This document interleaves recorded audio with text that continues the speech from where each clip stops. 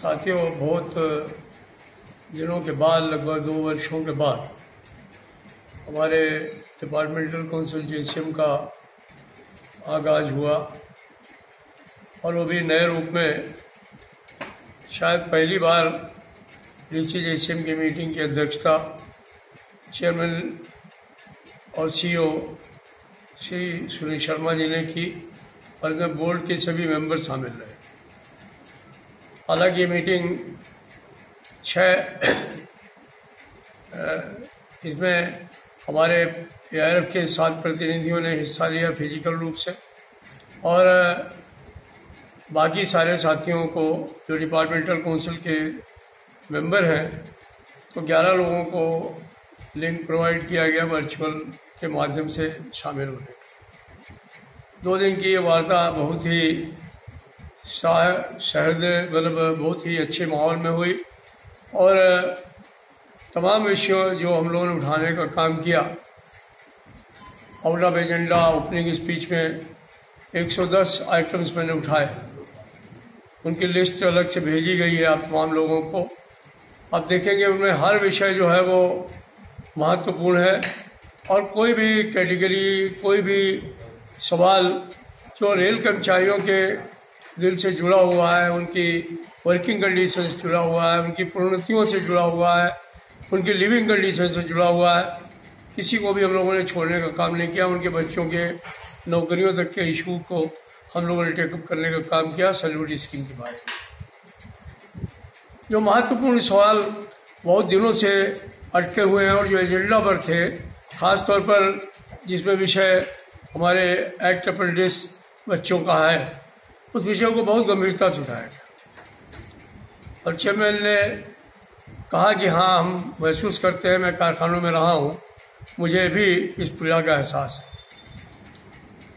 मुझे आशा है कि आने वाले दिनों में जो भी हम लोगों ने डिस्कशंस किए हैं अप्रेंटिस के बारे में, बहुत जल्दी उसके बारे में निर्णय होगा और हमारे तमाम जो एक्ट अप्रेंटिस साथी हैं उनको निश्चित तौर पर रेल में रोजगार मिलने का काम होगा, मुझे ऐसी उम्मीद है। दूसरे जो सवालात हैं, जो है हमारे इंजीनियरिंग में काम करने वाले कैजुअल लेबर होते थे पहले, उनका 50% पीरियड जोड़ा नहीं जाता है, सिर्फ 50% पीरियड जोड़ने का काम होता है। हमने मांग की है कि जो उनका बचा हुआ पीरियड है वो भी जोड़ा जाए और टेम्परेरी स्टेटस का जो समय है वो जो है उसको लेने का काम किया जाए। तो ये जो एक सवाल है वो एक महत्वपूर्ण सवाल जो है वो हम लोगों के सामने था। इसके अलावा हमारे जो और सवालात हैं, जिनमें कि हमारे जो तमाम साथी जो रेलवे के थे, जिनके बारे में 7 जून को आपने तमाम ट्वीट करने का काम किया फ्रंटलाइन वर्कर के सवाल को, तो हमने उस सवाल को भी उठाने का काम किया और उस सवाल पर यह बात तय होने का काम हुआ कि जिसकी वजह से जो है वो ये तय हुआ है कि हमारे चेयरमैन ने तो पहले ही चिट्ठी लिखी हुई थी स्वास्थ्य सचिव को कि भाई रेलवे के लोग 24/7 काम किए हैं, 2800 से ऊपर लोग शहादत दिए हैं गाड़ियों को चलाते हुए, उनका अनुरक्षण करते हुए, पटरियों का अनुरक्षण करते हुए। और यही नहीं है, 1,56,000 लोग संक्रमित हुए इस कोरोना की वजह से। तो ये जो लोग हैं इनको निश्चित तौर पर फ्रंटलाइन वर्कर माना जाना चाहिए। अभी तक सरकार ने इसको माना नहीं है। रेलवे का जो एडमिनिस्ट्रेशन है, प्रशासन है, वो हम लोग के साथ है। अभी ये सवाल नेशनल काउंसिल के एजेंडे में भी है, 26 तारीख को हम लोग डिस्कस करेंगे वहाँ पर। लेकिन हम लोगों ने कोविड से जिन लोगों की मृत्यु हुई है उनके लिए 50 लाख रुपए की मांग की है। जो लोग ड्यूटी पर डेथ हुई है जिनकी, जो लोगों की ड्यूटी पर डेथ नहीं हुई है उन लोगों को भी रेल मंत्री राहत कोष से 10 लाख रुपए की मांग की है। हम लोगों ने जिन लोगों को कोरोना हो गया उनको समूचे पीरियड के लिए, जब तक ठीक नहीं हुए हैं, स्पेशल कैजुअल लीव की मांग की है। जितना पीरियड वो क्वारंटीन में रहे उसकी स्पेशल CL की मांग की है। हमने ये भी कहा है कि अगर थर्ड वेव जैसी स्थिति पैदा हो तो हमारे रेलवे अस्पतालों को अभी से तैयार करने का काम जो है वो रेल मंत्रालय को करना चाहिए। इसके लिए उन्होंने भरोसा दिया है।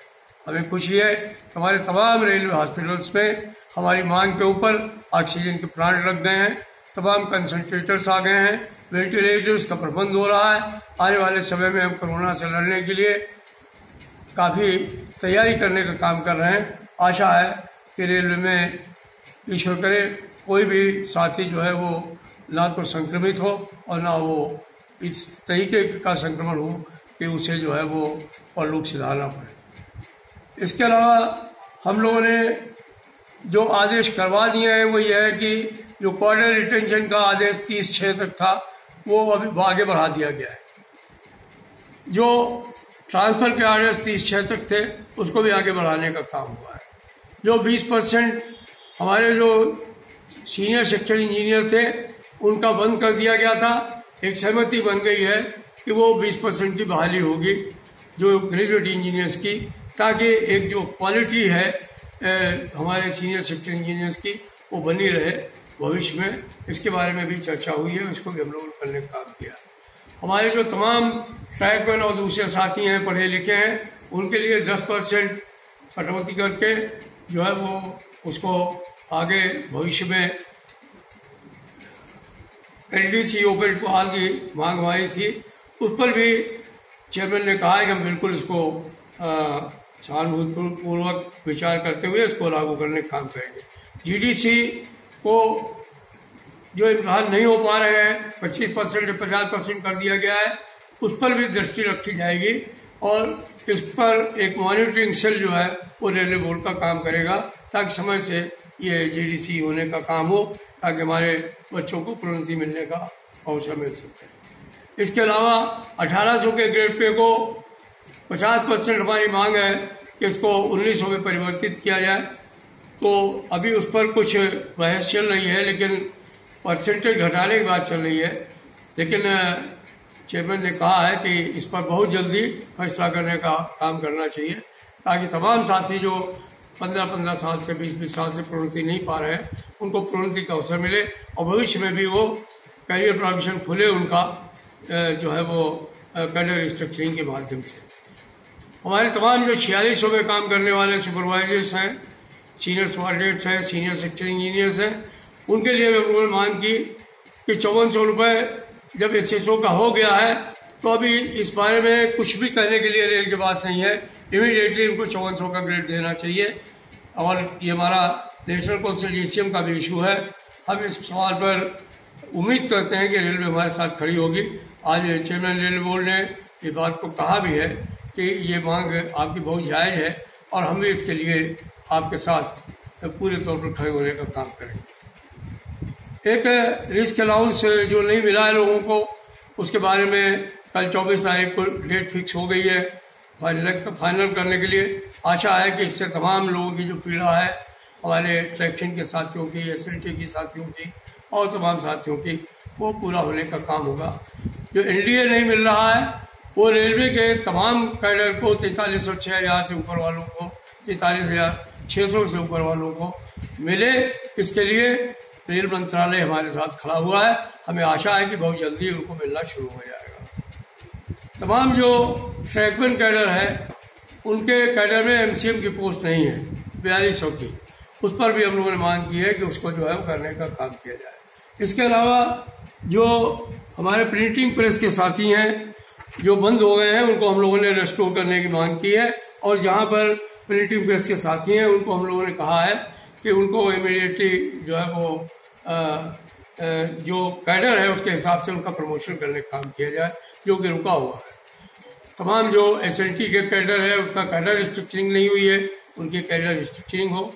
और इसके साथ ही एसएलटी और सिविल इंजीनियरिंग वर्क्स की यार्ड स्टिक बहुत दिन से जो है वो भूल भुलैया में घूम रही है रेल भवन में, उस पर भी सहमति बन गई है कि 2 महीने के अंदर इसको यार्ड स्टिक को लागू करने का काम किया जाएगा। एक ये भी फैसला हुआ है कि जो स्पोर्ट्स के तमाम बच्चे 2 साल के एवज में कोई रिक्रूटमेंट नहीं हुआ और उनके सर्टिफिकेट की एवज 2 साल की होती है, उसको भी 1 साल आगे बढ़ाने के लिए रेल मंत्रालय जो है वो उस पर विचार करेगा, विचार ही नहीं करेगा, उसको लागू करने का काम करेगा। ये भी जो है हम लोगों की बातचीत हुई है। मुझे आशा है कि इस पर भी सकारात्मक निर्णय आपको बहुत जल्दी मिलने का काम होगा। इसके अलावा जो हमारे तमाम प्रोडक्शन यूनिट हैं उनके कॉर्पोरेटाइजेशन की बहुत चर्चा है। हम लोगों ने कहा कि वो कौन सा काम है जो हम लोग नहीं कर सकते। जो अपेक्षाएं आपकी कॉर्पोरेटाइज्ड पीयू में है वो आप हमको बताइए, हम लोग उसको आपकी आशाओं के अनुरूप करने का काम करेंगे और कर भी रहे हैं आज की तारीख में भी। इस पर भी अभी नेशनल काउंसिल JCM में भी बहस होगी और मुझे आशा है कि कॉर्पोरेटाइजेशन का जो मामला है वो हालांकि पॉलिटिकल है, सरकार का डिसीजन है, लेकिन रेल मंत्रालय इस बारे में विचार करेगा, हम लोगों को मौका देगा और एक कोशिश करेगा कि इस विषय पर कोई संघर्ष ना हो। तो विषय तो बहुत सारे थे जिन पर की चर्चा हुई है, लेकिन ये कुछ गंभीर विषय थे जिन पर कि मैंने सोचा कि आप तमाम साथियों को बताना चाहिए। हम एक ही अपेक्षा करते हैं कि मीटिंगें तो होती रहेंगी, नेशनल काउंसिल होती रहेगी, डिपार्टमेंटल काउंसिल होती रहेगी, लेकिन आज आवश्यकता है तो आपकी एकता की आवश्यकता है। अगर आप एक होकर के संगठन को इतना मजबूत बना लेंगे कि संघर्ष जो है उसकी आवश्यकता ही न पड़े, तो मुझे लगता है कि हम अपनी हर चीज को हासिल करने में कामयाब होंगे। और मुझे बहुत आशा है कि आप उस एकता को बल देंगे, उस एकता को बनाने का काम करेंगे। आप जो है वो union, all India rail federation और जो एफिलिएटेड यूनियंस हैं उनके झंडे को इतनी मजबूती से पकड़ेंगे कि ताकि संघर्ष की कोई नौबत आए तो सरकार पहले से ही हिल जाए। आपके इतने मजबूत इरादे हों कि उन इरादों के बूते पर ही आप हर चीज हासिल कर सकें। धन्यवाद। जय हिंद।